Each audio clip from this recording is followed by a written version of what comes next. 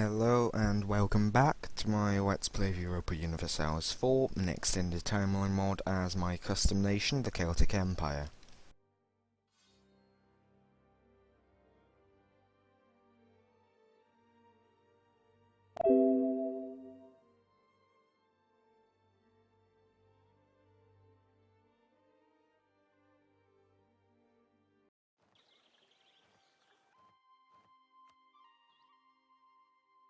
Now, last episode, we had a war with the Roman Empire, where we took one land and gained a core here for free during the war, so we took this as well. Bugged production, as always. And that's about all. Well, we did go through our entire manpower reserve, which is not helpful, but it could have been worse. I'm going to take that just to get this done faster, as I'm a bit impatient. Also, beginning to plan next wars against the Picts and such over here.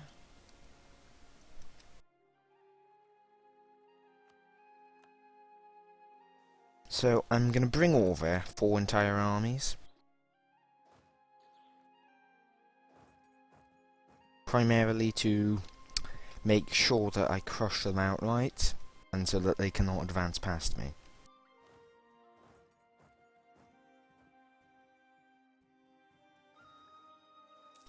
I'll be taking over these areas this episode, hopefully finishing the wars this episode as well, and hopefully be full annexing both of them.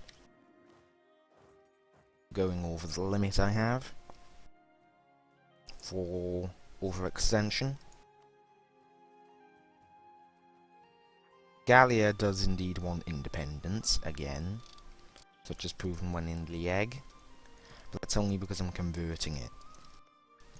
Now, those are over here, they're still suffering from occasional rebel problems, especially in Iberia, where there's lots of particularists.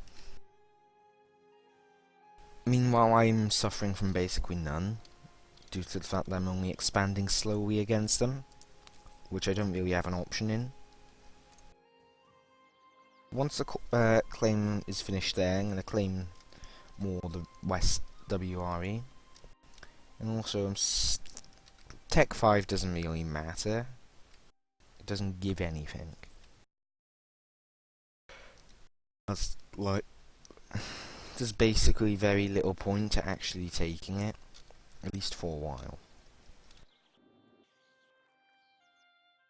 Now, I'm making a massive money, so I am in a pretty good situation. And it would be very hard to make me run out of money now, so I could, for example, send massive gifts to other nations if I want to support them. But that would probably be interfering with my objectives in the long run, such as the fact that I will have to take over Palmit. I can't really pronounce it. Now that's their primary culture. Actually, so that's the only area they can really rise up in comfortably. If I inject them with enough money, basically, I might be able to enable them to fight against Byzantium. But I will have to conquer them eventually as well, so there's no point in doing it. Now, declaring the war on Munster, since I'll easily take them all. I'm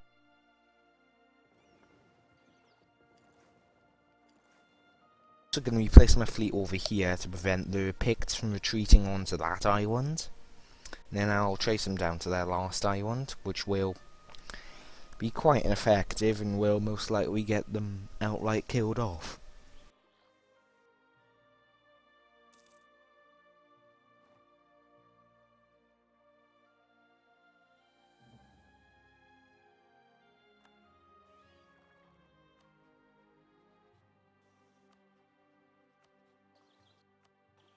I'll be just fabricating on everything I can for the Romans.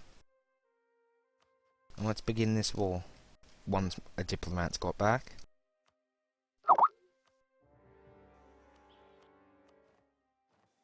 Let's slow down time. Get that to be done. Attack into these lands and speed time up again. There's no real issue in waiting.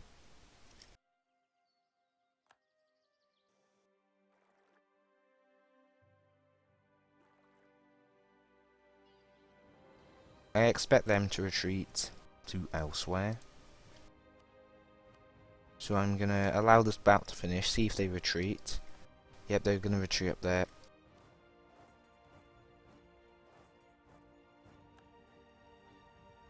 They'll squish them instantly now, and that's the Leinster dealt with.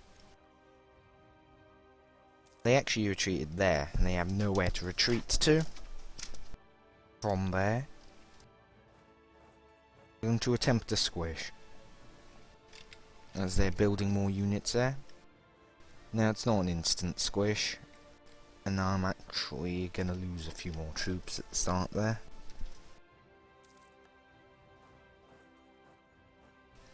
But either way, it seems like they're going to keep retreating to other places, which don't really matter. Much better engagement terms. Want the mercantilism. Get it to 100% as fast as possible.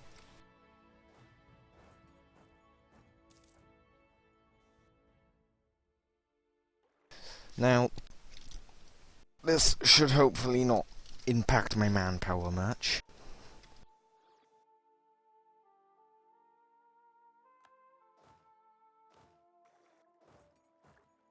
Be nice if they would stop retreating everywhere and would just happily die already. It would also my army would arrive before the end of the month, so they didn't get the tick.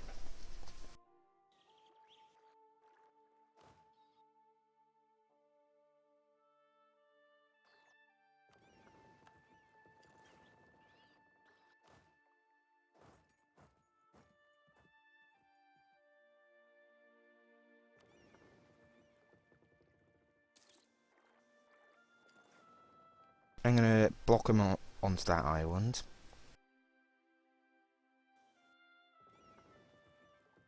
Which will mean I'll be able to easily siege them up now. And it means that when I attack them there, once they've lost, they'll be instantly squished.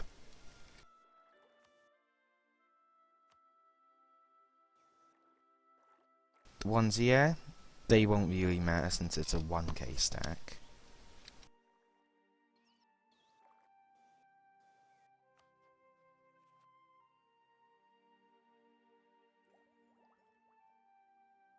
The Western Romans are proving to be more stable now that they have dealt with some of their initial rebellions, as well as getting a huge empire modifier lost.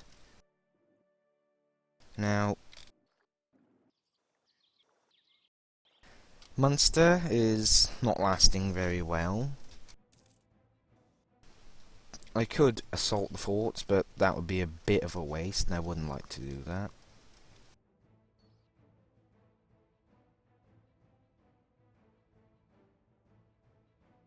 Now this is cutting into my recovery of manpower, which is quite vital. I'm going to go and siege the first island, and get that out of the way. This army. Push what's on the island relatively easily.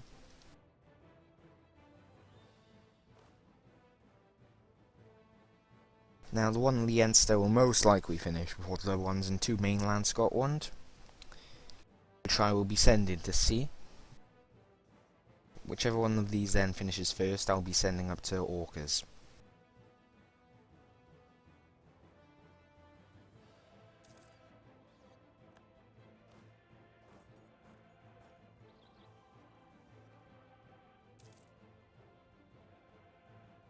This extra land is going to be very good for me.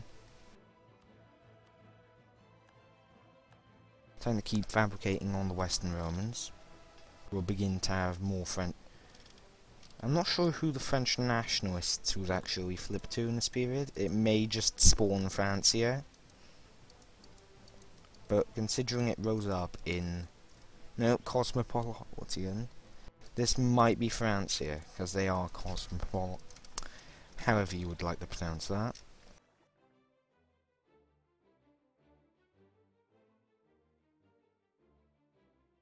Now, if it flips to them, I am going to end up warring them, as well as all their allies, Angles, Suebi and Lombardy.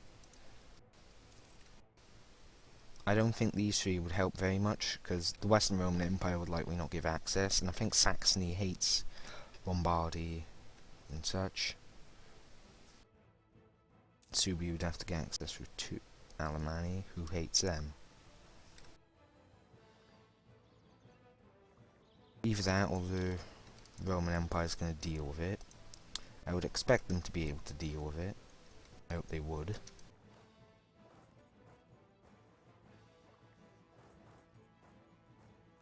It's starting to attack over the strait. Not sure how much the Picts would cost to peace out. But judging by this, is the fact I didn't make him a Coblet,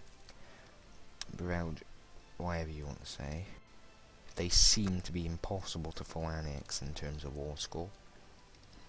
Which was a big mistake on my part, actually, I guess. It looks like I will finish this war within this episode. I can speed up time now, since all the sieges are all I have to wait for.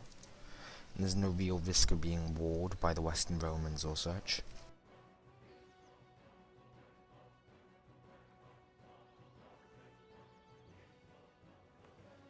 The threat I believe I have is some lands, such as the Dutch ones up here, deciding they want to flip, but for the majority they are pretty stable as well, like my Heartlands.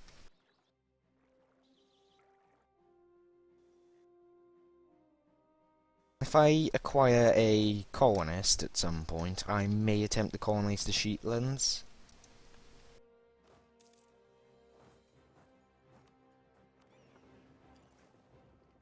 Would most likely be pretty good, as well as colonizing further into like no,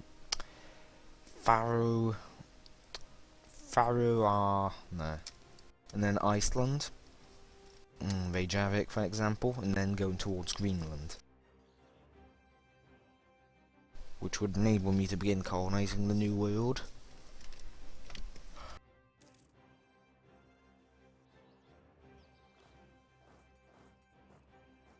Colonizing the New World would be a very nice thing to achieve.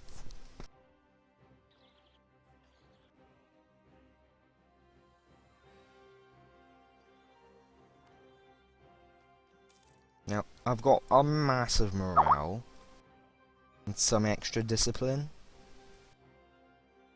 The eventual one will be mercenary maintenance, due to the fact that mercenaries are actually quite good when you can begin building them in mass. Now, I could build all these quite easily and afford them. They would still nevertheless be expensive.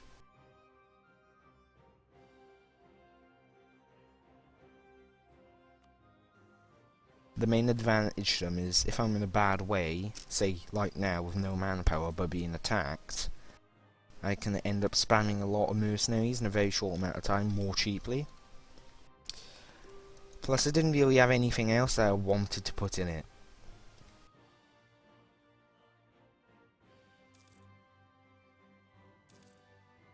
Either way, this war is definitely going quite well.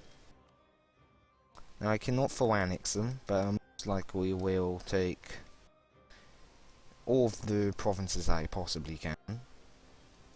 So, Shetlands for example, not Shetlands, the Western Isles and such.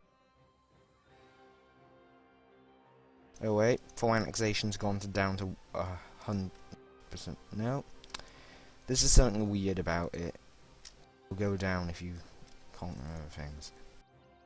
Now, I'm going to have to end this episode here.